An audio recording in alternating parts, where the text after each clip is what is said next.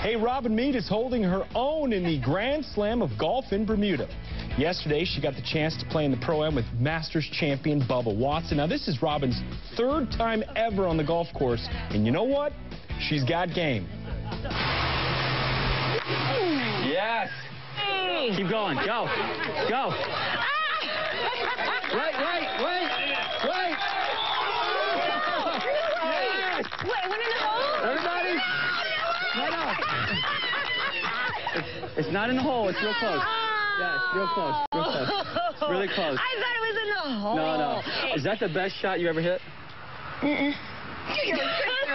You're a liar. Women are the worst liars. That's all I can say about that. Because that was the greatest shot I've ever seen, the greatest shot I've ever witnessed, greatest shot I've ever coached.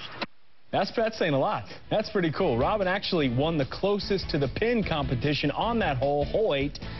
I think she's on the 19th hole, as they call it right now, enjoying the rest of her time in Bermuda.